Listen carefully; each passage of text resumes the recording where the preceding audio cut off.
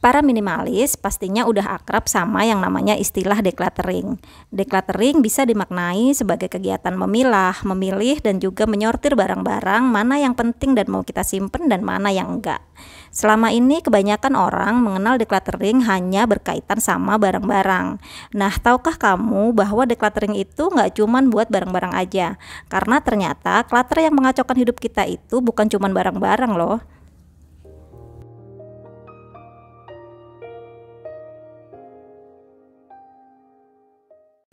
Halo, ketemu lagi sama aku Liz.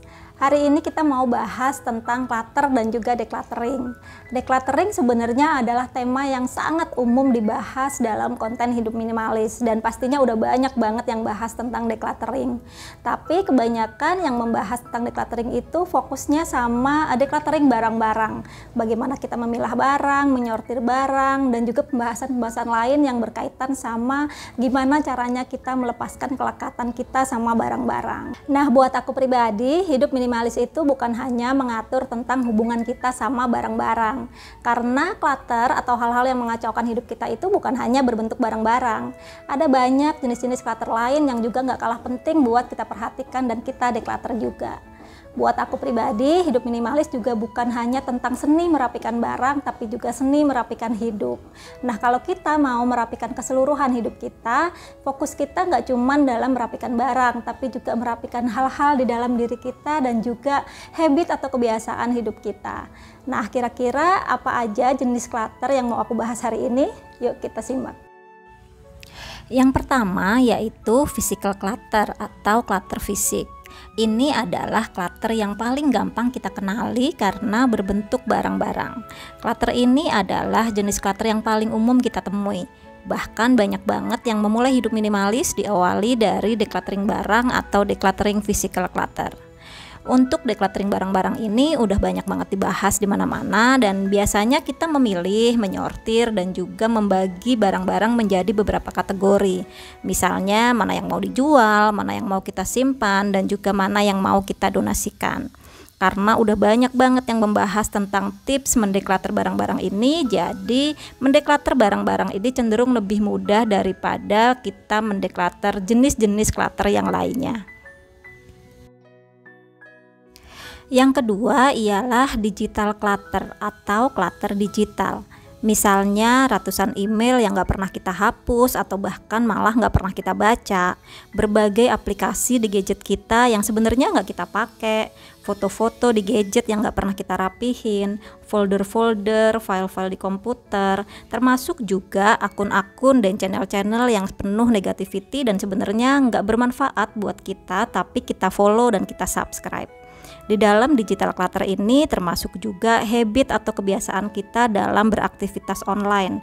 Misalnya kita nggak punya batasan waktu dalam bermedia sosial atau kita nggak menyaring mana yang penting dan mana yang enggak. Nah, kalau kita mau melakukan digital decluttering, berarti kita harus memilah mana aktivitas online yang penting buat kita dan memberikan manfaat buat kita dan mana yang enggak. Yang ketiga ialah mental clutter atau segala hal yang memenuhi kepala kita dan membuat kita kelelahan secara mental.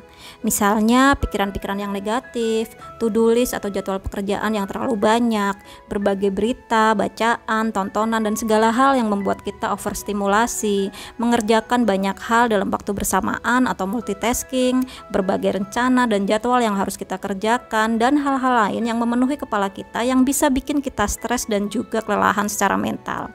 Untuk mengurangi mental clutter ini, kita harus memilih dan membuat skala prioritas mana yang sebaiknya kita kerjakan atau kita pilih dan mana sebenarnya yang bisa kita kesampingkan.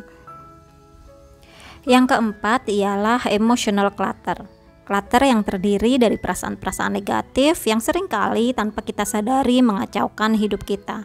Misalnya rasa insecure, rasa rendah diri, rasa tak berdaya, khawatir yang berlebihan, rasa bersalah dan penyesalan yang terlalu dalam. Semua perasaan ini mempengaruhi hidup kita dalam banyak hal dan menggerogoti rasa damai dari hidup kita. Untuk mengurangi emotional clutter, penting buat kita menyadari bahwa kita tidak dapat mengontrol semua yang terjadi dalam hidup kita. Ada hal-hal yang bisa kita kendalikan dan ada yang tidak bisa kita kendalikan. tapi kita bisa mengontrol respon kita terhadap setiap kejadian dalam hidup kita.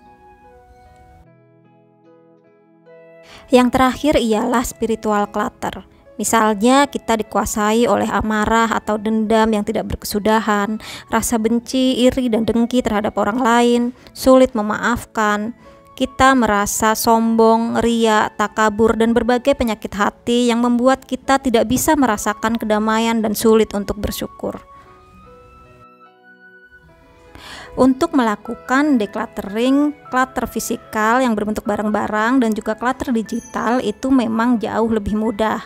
Nah, untuk melakukan decluttering atau mengatasi clutter-clutter jenis lain seperti mental, emosional, dan spiritual clutter, kita bisa melakukan tindakan misalnya ngobrol dengan orang yang kita percaya, hidup bersahabat dan terhubung dengan alam, bermeditasi, menulis jurnal, melakukan brain dumping saat kita lagi suntuk dan banyak pikiran, atau jika memang diperlukan kita bisa menggunakan jasa profesional seperti psikolog, psikiater, pakar self healing, praktisi mindfulness, dan lain-lain.